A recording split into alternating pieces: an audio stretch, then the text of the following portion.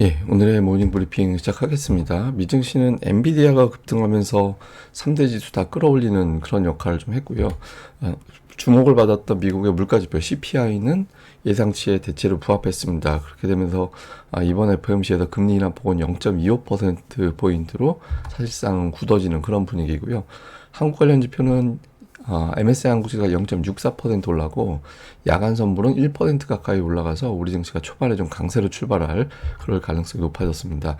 중요한 건 미증시 효과가 실질적인 수급의 변화를 주느냐. 외국인들이 엄청나게 퍼붓고 있잖아요. 그러니까 이런 어떤 흐름에 변화를 주는지 이 부분이 가장 중요한 오늘장의 핵심 포인트 이렇게 봐야겠습니다. 우선 미증시는 뭐 3대 지수 다 올랐고 특히 나스닥이 2% 넘게 올랐잖아요. 근데 지수 올라간 폭을 딱 봐도 이거 빅테크가 올렸구나. 몇몇 어떤 메가세븐에 포함되어 있는 몇몇 종목이 올렸구나라는 게 티가 나죠. 러셀2000은 0.3%밖에 안 올랐잖아요. 실제로 보면 메가세븐에 해당되는 종목은 다 올랐고 특히 엔비디아가 8%나 급등을 하면서 지수 상승을 견인을 하는 이제 그런 역할을 했습니다. 그리고 뭐 장중 내내 마이너스권에 있던 테슬라까지 플러스로 돌리면서 우리가 흔히 얘기하는 메가세븐은 이제 전체적으로 다 강세 보이는, 빅테크는 다 강세를 보이는 그런 모습을 보였거든요. 근데 초반에 시장은 좀 어정쩡하게 출발했어요. 물가지표 나왔는데 예상치에 부합했거든요. 그래서 뭐 예상치에 부합하는 그런 결과가 나오면서 전년 대비 2.5, 전월 대비 0.2 예상치에 딱 맞았고요. 근원 같은 경우는 3.2, 전월비는 0.3. 시장에서 내심 생각한 건 이거보다 조금 더 아래쪽으로 나와서 물가가 잘 잡혀서 0.5 올리는 그런 시나리오도 생각을 했거든요.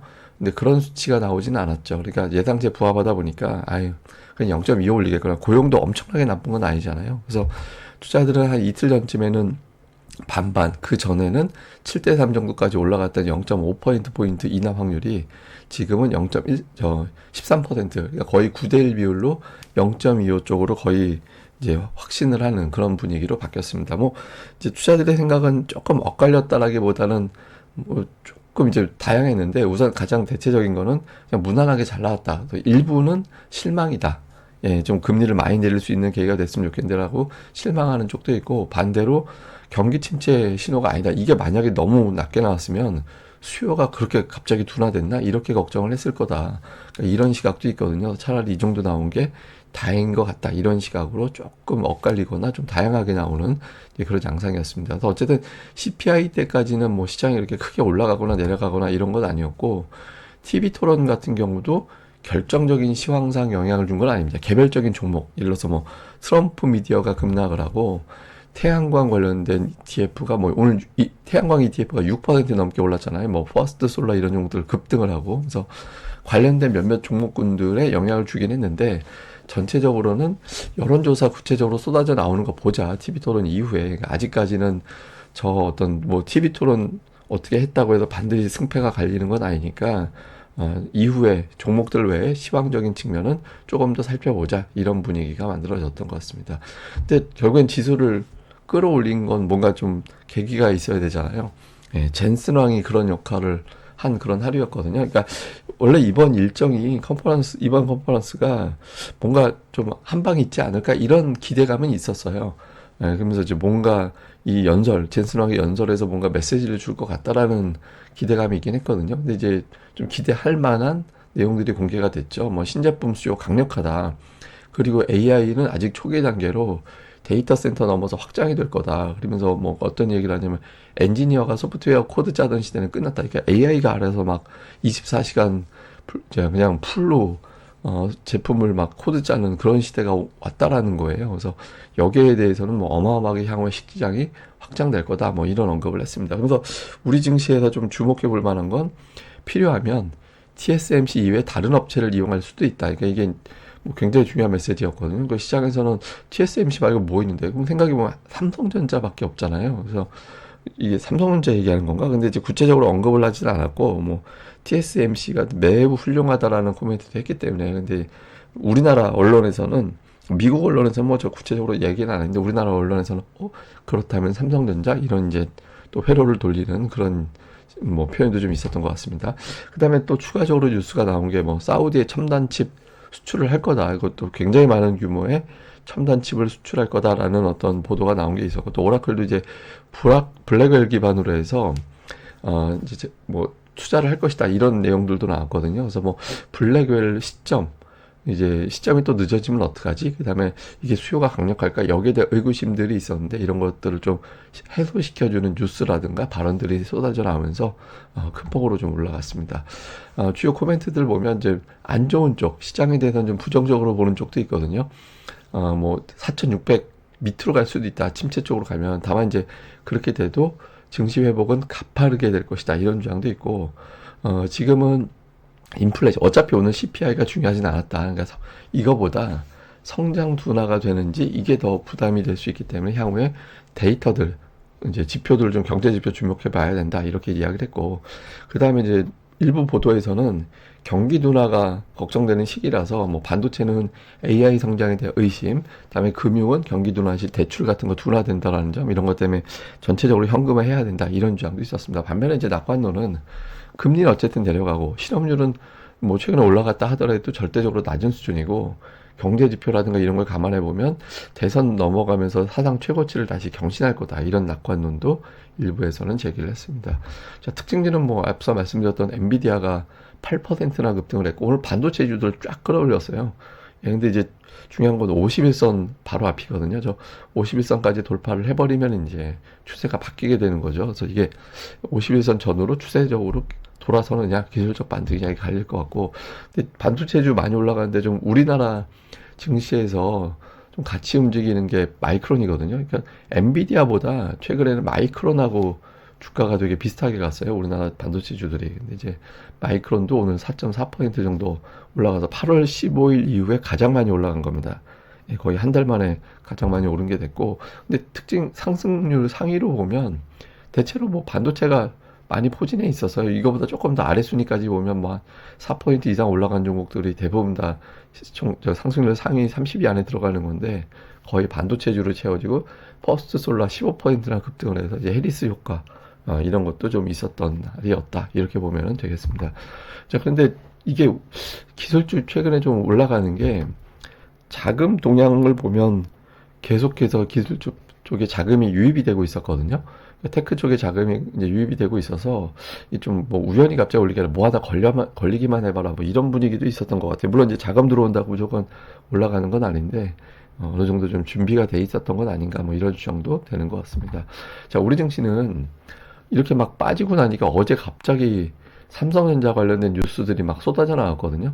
그러니까 미국 테일러에서 이제 파운드리 이제 짐 싼다 뭐 이런 어떤 보도 나온 거 있었고 또 중국에 HBM 팔지 말라고. 근데 저게 사실은 하이닉스보다는 삼성전자에 이제 해당되는 뉴스로 알려져 있잖아요. 그러니까 이제 저가형 보급형 HBM 삼성전자에서 주로 파는 걸로 파악이 되니까 삼성 HBM 관련된 매출의 상당 부분이 중국이잖아요. 여기에 대한 악재. 그다음에 어제 밤에 나왔던 로이터 보도 그 삼성전자가 해외 직원들 30% 감안한다. 이거 아유 되게 그렇게 안 되는구나.